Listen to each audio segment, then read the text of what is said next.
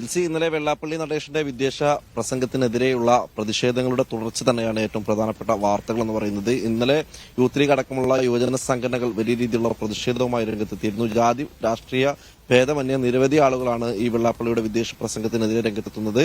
ഇപ്പോൾ ഭരണാനുകൂല യുവജന സംഘടനയായിട്ടുള്ള AYF തന്നെ ഇദ്ദേഹത്തിനെതിരെ, അതായത് വെള്ളാപ്പള്ളി നടത്തിയ വിദേശ പ്രസംഗത്തിനെതിരെ കേസെടുക്കണമെന്ന, മതവിദ്വേഷം പടർത്തുന്നതിന് കേസെടുക്കണമെന്ന ആവശ്യവുമായി രംഗത്തെത്തിയിട്ടുണ്ട്. എടക്കര പോലീസിലാണ് AYF നിലമ്പൂർ മണ്ഡലം കമ്മിറ്റി പരാതി നൽകിയിരിക്കുന്നത്.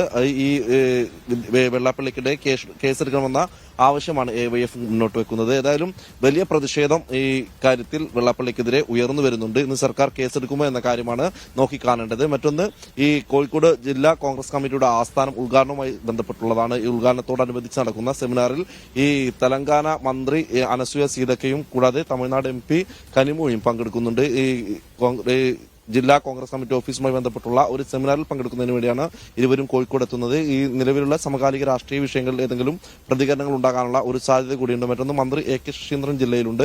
വിവിധ പരിപാടികൾ അദ്ദേഹം പങ്കെടുക്കും. ഇന്നലെ ഈ താമരശ്ശേരി ബിഷപ്പ് ഈ വന്യജീവി ആക്രമണവുമായി ബന്ധപ്പെട്ടുള്ള വിഷയങ്ങളിലൊക്കെ തന്നെ കഴിവുകെട്ട മന്ത്രിയാണെന്നുള്ള ഒരു വിമർശനം താമരശ്ശേരി ബിഷപ്പ് ഉയർത്തിയിരുന്നു. നിരവധി തവണ അദ്ദേഹം ഈ ബിഷപ്പിന്റെ ഭാഗത്തുനിന്നും ഈ മന്ത്രി AK ശശീന്ദ്രനെതിരെ വലിയ വിമർശനങ്ങൾ ഉണ്ടായിട്ടുണ്ട്. ഇന്നലെയും ഇത് ആവർത്തിക്കുകയുണ്ടായി. കഴിവുകെട്ട മന്ത്രിക്ക് ഭരിക്കാൻ അറിയില്ലെങ്കിൽ രാജിവെച്ച് പുറത്തു പോകണമെന്ന രൂക്ഷമായ വിമർശനമാണ് ഇന്നലെ ഉണ്ടായത്. ഇതിൽ ഒരു പക്ഷേ AK ശശീന്ദ്രന്റെ മറുപടി ഉണ്ടാകാനുള്ള ഒരു സാധ്യത കൂടിയുണ്ട്. ജിൽസി.